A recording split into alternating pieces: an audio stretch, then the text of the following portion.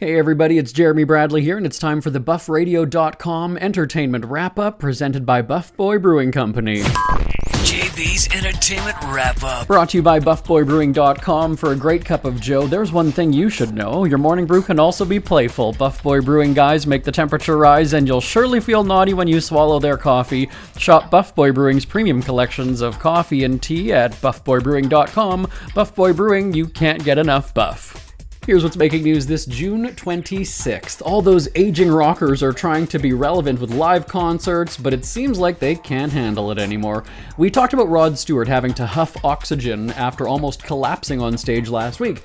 Now it's Lionel Richie who couldn't get through the show without having to take a seat. As he said, "Sit your ass down." It happened on Wednesday when Richie was performing in Minnesota. He said that he was feeling, quote, dizzy, strange. Eventually, he sat down for the song Dancing on the Ceiling. Ironic, right? He exited the stage, and we heard that he was seen by paramedics and was ultimately taken by ambulance to hospital. He did not finish the show. I'll also note this was the first date on his tour with Earth, Wind, and Fire. First show and down for the count. No word actually what was the problem, and they are scheduled to appear in Chicago tonight, so we'll see what happens. And maybe he was watching soccer with Rod Stewart, who knows? But listen to our show from earlier in the week and you'll get that reference. Ariana Grande is no fan of the Trump administration's immigration policies, and she certainly doesn't appreciate her music being used in ads for it. The White House has been using her song Bye in a social media campaign. You know the ones, right, where they show the people being rounded up by officers and moved like cattle, and then this particular video is captioned, "Bye bye, President Trump has delivered the most secure border in history." Well, Grande doesn't like that and lashed out at the federal government saying, quote, "Please do not ever use my music in relation to this barbaric, inhumane, heinous nonsense, F ICE," end quote. Naturally, of course, the White House fired back at Grande, quote, "We'll say this one last time," though I doubt that that's the last we'll hear about it, but go on, quote, "What's actually barbaric, inhumane, and heinous are the criminal illegal aliens who have injured and murdered innocent American citizens," end quote. I will note that after that statement from the White House rep, the sound appeared to be removed from the video in question.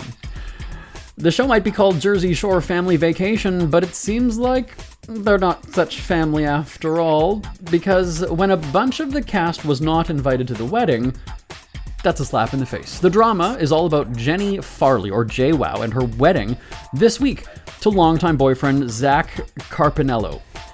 You'd think that she's so super close with the cast of the now cancelled MTV show that the cast of characters would all be in attendance. Wrong. It's being reported controversial stars Angelina Pivarnik and Ronnie Ortiz Magro were not invited. And then we heard that Pauly D and Vinny Guadagnino weren't there either, though they were invited. It said that the other castmates, Snooki, Dina, Sammy, and The Situation, were there. As for the snub, a source said of Angelina and Ronnie, quote, "They're extremely upset and hurt," end quote. According to insiders, there were only about 50 friends and family members present. It's reported that they thought they were showing up to a preview screening of her new movie. Turns out it was a surprise wedding. Okay, that makes sense why you wouldn't go and show up, right? You just think it's going to be another one of her boring movies. If you saw that first one, you know what I'm talking about. Farley told People magazine, "The surprise element, the family focus, and the intimate guest list all allowed us to create something personal and meaningful.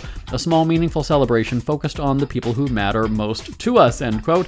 So after word got to the tabloids that some castmates were not invited, Farley took to social media to lash out. And she actually took a swipe at fake friends and family members who blabbed about the wedding. But she passed the buck and said that it was the husband who came up with the small guest list. She's not the one to blame. Though if you've seen her in her relationships, you know that she kind of calls the shots in her relationship. So there you go. Now that the show is canceled, the truth comes out about their true friendships. That's Check of Your Celebrity Headlines for this Friday, June 26th. I'm back next week right here on the BuffRadio.com, presented by Buff Boy Brewing Company. Till next time, I'm Jeremy Bradley. For a great cup of joe, there's one thing you should know. Your morning brew can also be playful. Buff Boy Brewing guys make the temperature rise, and you surely feel